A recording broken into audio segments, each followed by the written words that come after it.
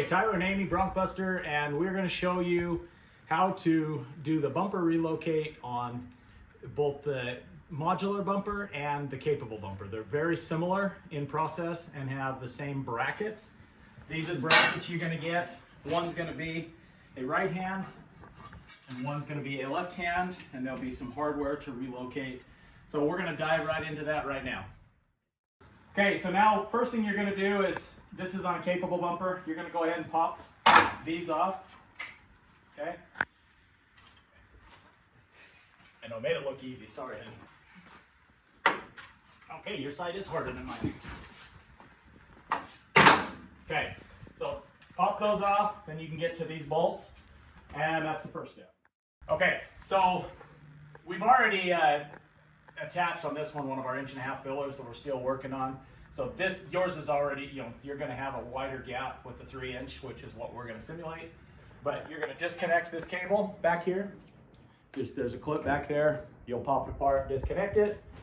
Then you'll go ahead and get a 15 millimeter. And pull these bolts off.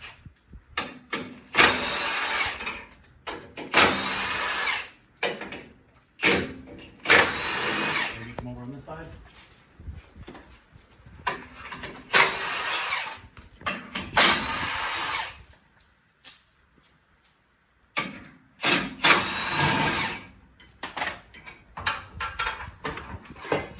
Okay, bumper is now dismounted. Okay, now for purposes of, like I said, there's very similarities between the modular and the capable when you're putting this on. So I'm going to now show you on this bumper that's already taken apart and kind of hacked up a little bit. So you're going to pull all of these off.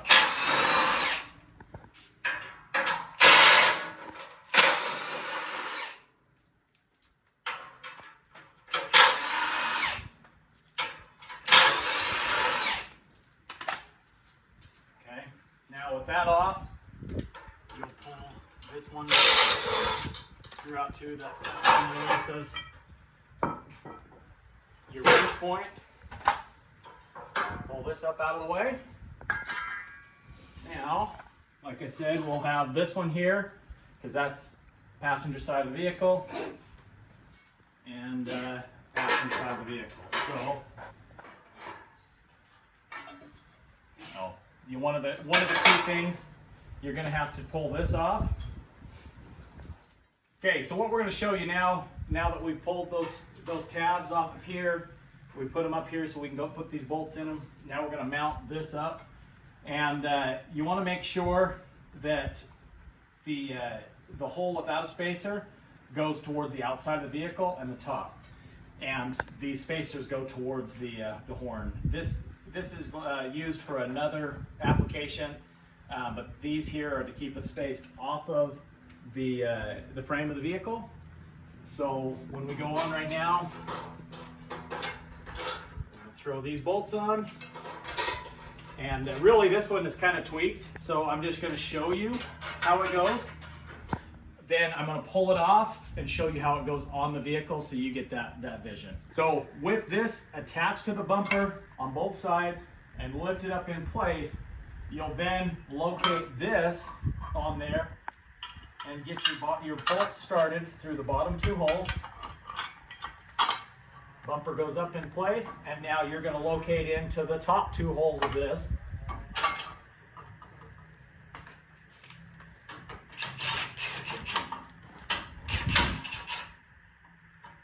Kind of get that situated where you want, eyeball it. Then you're going to take your Z-clip, and it's going to go on the back side here so that we're pulling at another point of there. And you'll take this bolt through, the stock bolt, and a washer.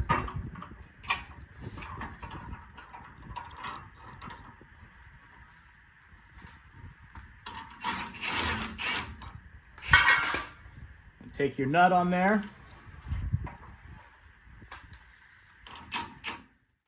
Okay, so now we're going to tighten this back one down.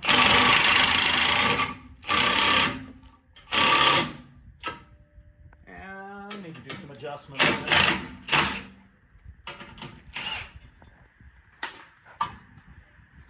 you're going to be able to, with the bumper, adjust it where you want everything. Have this adjusted.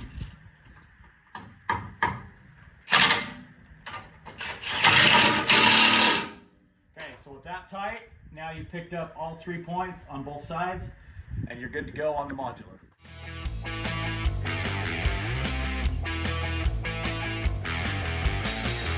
So I'm going to go ahead and go through the full process of mounting the capable bumper. But before I do that, I'm just going to point out that this is pretty much the same thing. You've got the same bolts here, and then remove the tow hook in the same manner. So I'll go ahead and do that right now and attach the other plate like we did in the other part.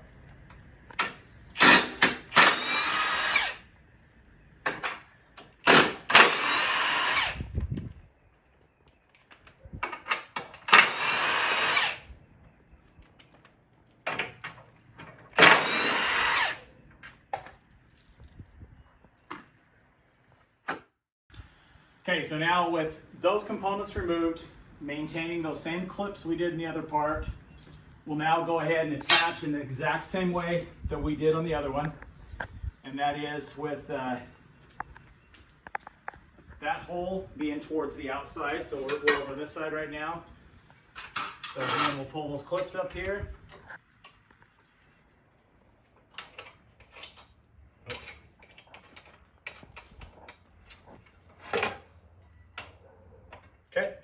Okay, so now we'll get this last one done.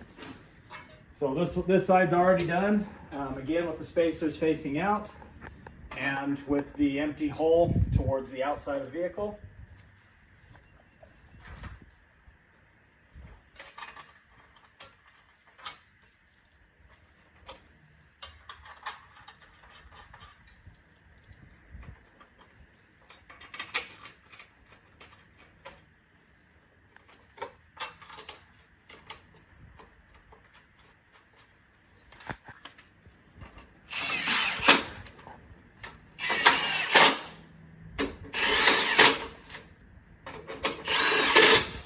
Okay, with those attached, it's ready to go on the vehicle, and so we'll go to that point.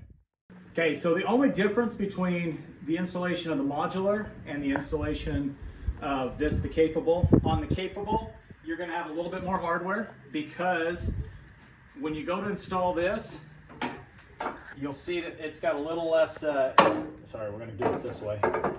We got a little less room in there, because everything had to go out a little bit now. So we're going to actually, on the Bronco itself, there are some little wing nuts back here, actually little plastic threads. We're going to pull this whole thing off.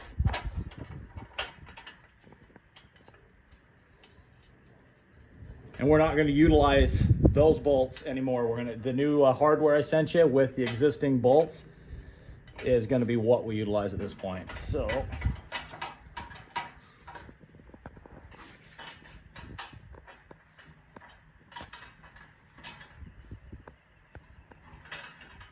there's one on the other side.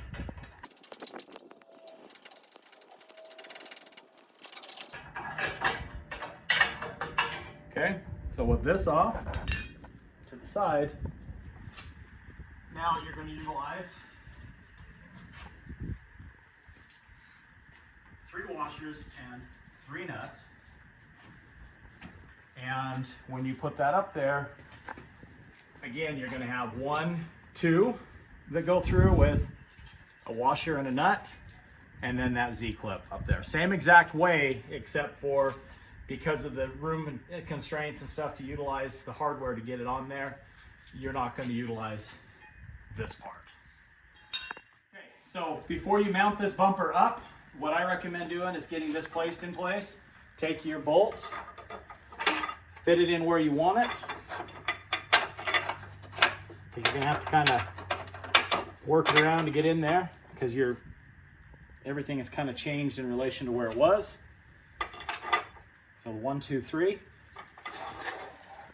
Now you've got the bolt sticking through. You're going to then do the exact same thing. You're going to mount it up there, put a washer and a nut on the back side, the Z-clip, a washer and a nut on that location.